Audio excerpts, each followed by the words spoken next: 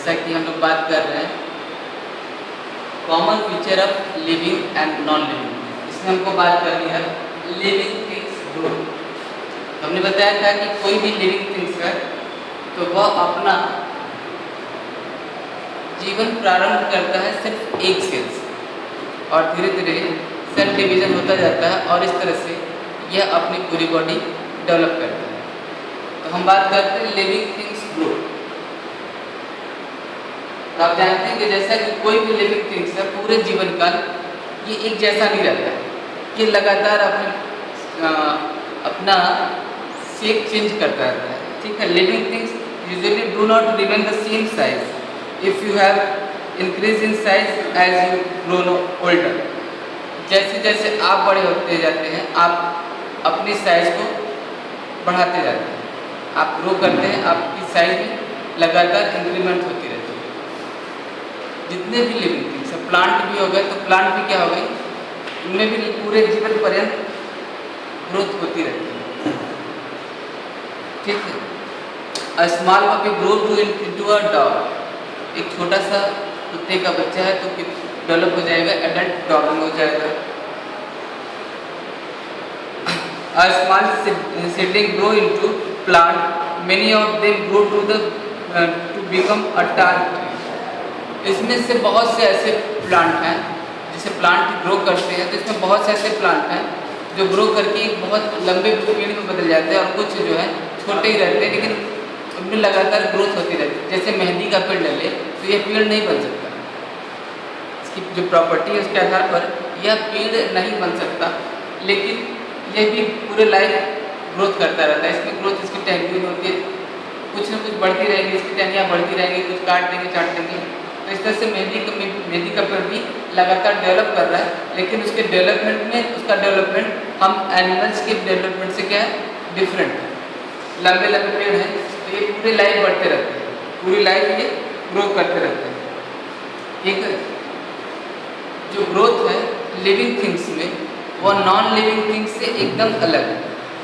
Non living things में आपने सुना होगा कि पहाड़ जो है वो हर साल में 1 फीट बढ़ जाते हैं, ऐसा सुना होगा। तो बढ़ते कैसे? ये पहाड़ क्या अंदर से ग्रो करता है? इस पर नहीं, बाहर से एटमॉस्फेयर में प्रेजेंट डस्ट पार्टिकल इस पर जमते जाते हैं और वो जमते जमते वो उसकी ऊंचाई 1 फीट या 1 मीटर जो भी होगी वो बढ़ जाएगी, हर साल बढ़ेगी। क्योंकि हर साल में आपको किसी कमरे में अगर 1 महीने झाड़ू नहीं लगाते हैं तो उसके ऊपर बेंच टेबल जो भी है आपके कमरे में उन सब पर धूल की एक मोटी परत जम जाती है।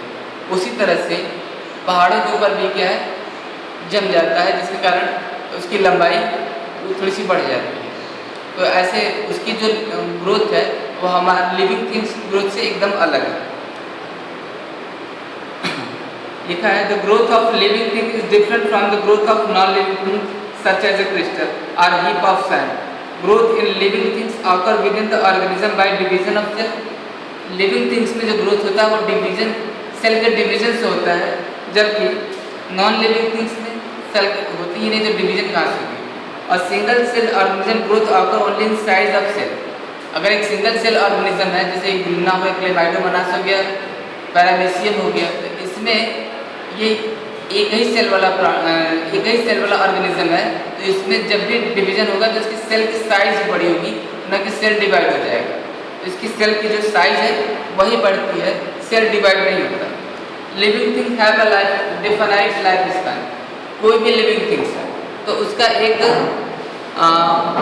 एक फिक्स लाइफ स्पैन है। जैसे अलग अलग का, जैसे हम ह्यूमन का होता है 80 से 100 साल, अब तो घट गया है। देख लीजिए कुछ लिविंग थिंग्स के बारे में बता रहे हैं उनके लाइफ स्पैन क्या है, कितना है।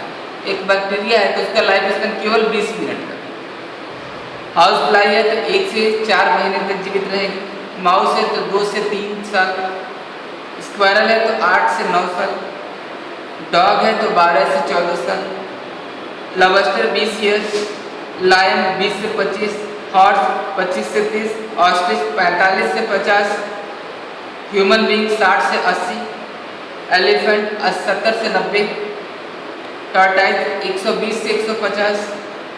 और Bristol cone pine 1000 of years. Bristol cone pine जो है एक प्लांट, जो कि कितने साल जीता है, हजारों साल तक जीता है। तो ये प्लांट जिनकी लाइफ स्पेन बहुत लंबी होती है, कई कई पेड़ जो हैं 3-3 हज़ार साल पुराने हैं आपके साथ और जीवित हैं, लेकिन ये सभी एक फिक्स लाइफ स्पेन में है। ऐसा नहीं है कि यह पूरी लाइफ जीवित रहे, ऐसा नहीं। तो जितने भी लिविंग थिंग्स हैं उनका एक डिफाइनाइट लाइफ स्पेन है।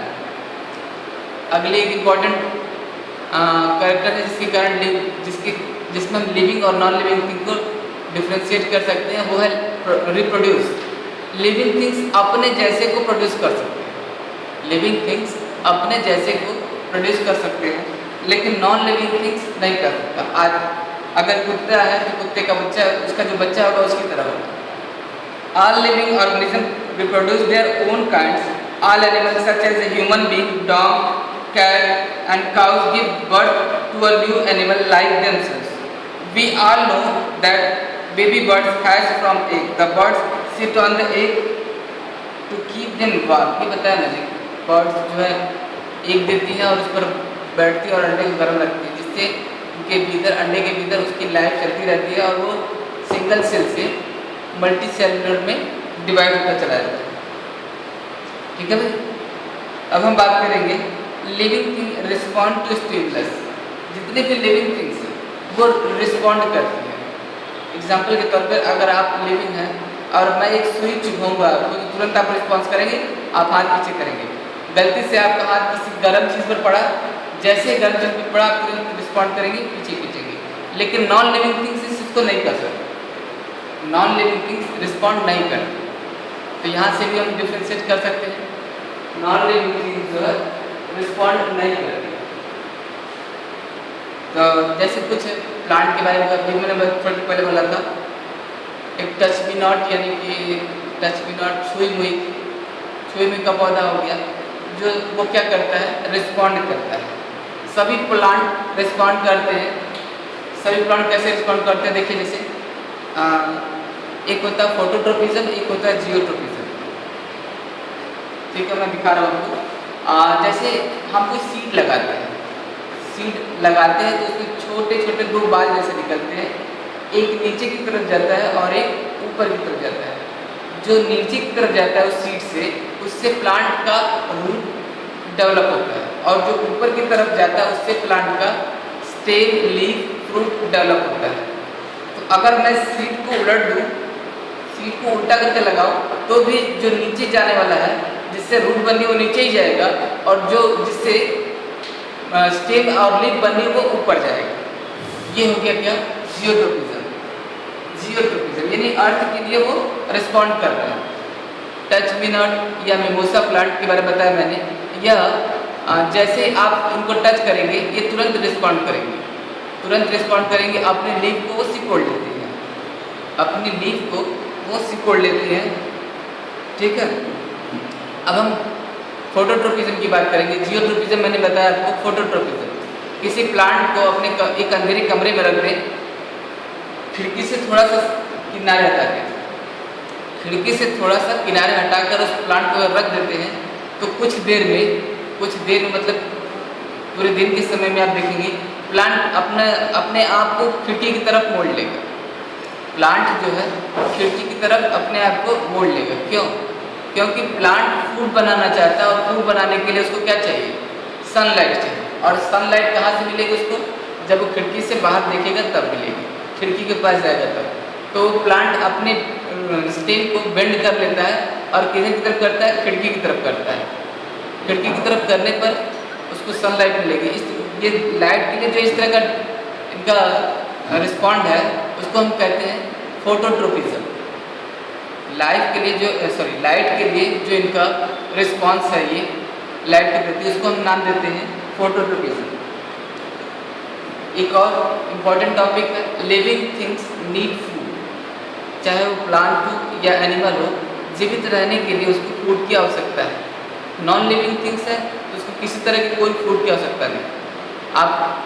आपकी गाड़ी आपकी गैराज में महीनों तक खड़ी रह जाएगी, सालों तक खड़ी रह जाएगी, वो आपसे कभी नहीं कहेगी कि भूख लगी है। लेकिन आप सुबह से शाम होते ही चिल्लाने लगेंगे कि आपको भूख लगी है। क्यों? क्योंकि आप लिविंग हैं और आपको भूख लगती है, आपको फूड की आवश्यकता है। लेकिन नॉन लिविंग थिंग्स को फूड की आवश्यकता नहीं।